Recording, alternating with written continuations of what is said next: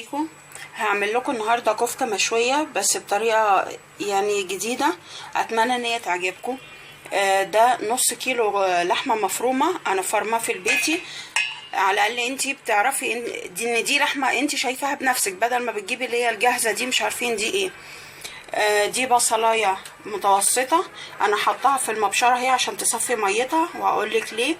ودي طماطميه صغيره بردك، والتوابل بتاعتها دي المره دي بسيطه، ملح وفلفل اسود، معلقه صغيره شطه، معلقه صغيره جنزبيل، معلقه صغيره قرفه. وفي الوقت ده وانتي بتعملي التحضيرات بتاعتك بتكوني حاطه فحمه على النار. هبتدي دلوقتي كده هحط البصلايه اهي، بصي صفت ميتها اهي، انا هحطها اهو. التوابل هحطها اهي كده، بصي العصير اهو بتاع تصفيه البصل انا مش هحطه على اللحمه، انا هحط اللي هي الطماطميه اللي هي المبشوره دي كده، وهعجن ده كله. اللحمه المكونات اللي انا حطيتها دي هعجنها كلها اهي، هعجنها واوريها لكم. بصوا انا حطيت كده الفحمه، انت بتحطيها في ورق فويل وبعد كده بتمسكيها بتحطيها في نص اهي كده في نص الصينيه، بعد ما انت ما وسعتي مكان ليها في اللحمه المفرومه وهي نيه بعد لما حطيت لها التوابل. انا ده القوطه المبشوره مع ميه البصل ده انت بتحطيها في التلاجة، سيبيها دلوقتي. انا هحط الزيت، حضر الغطا بتاعها بسرعه. بسم الله الرحمن الرحيم اهي كده، بصي اغطيها في الوقت ده. انا غطيتها بغطا الحله. انت لو عايزه ورق فويل، بس انا ما بفضلش الورق الفويل، انا بغطيها بالحله دي كده ايه، اضمن بالغطا بتاعها بس كده. وهصبعها وارصها في الصينيه واحطها في الفرن. بس عايزه اقولك وانت بتصبعها في الصينيه بتبلي ايدك بميه البصل اهي، دي كده بتبلي ايدك بميه البصل كده اهي.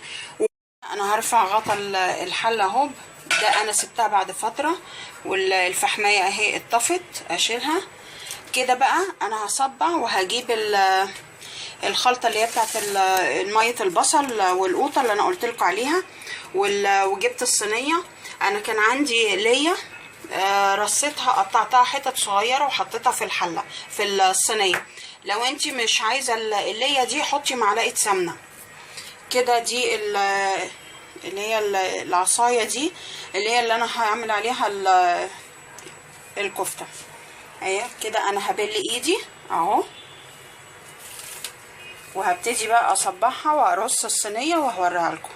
ادي كده هبتدي بقى اهي اصبعها اهي.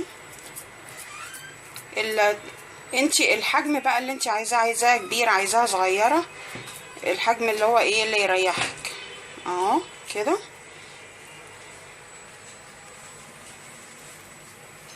اهي. انا هرص بقى الصينيه وهدخلها الفرن وهتشوفي بقى اللي هو معايا الشكل النهائي بتاعها.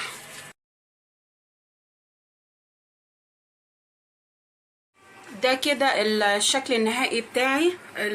الكفته انا طلعتها اهي، وانا عملت جنبيها رز بالكركم والكاري، وحطيت طبق سلطه قوطه وخيار وجزر، ودي الطحينه اللي انا عملتها وهنزل لكم بيها فيديو. واتمنى ان الاكل بتاعي يعجبكم وشكرا.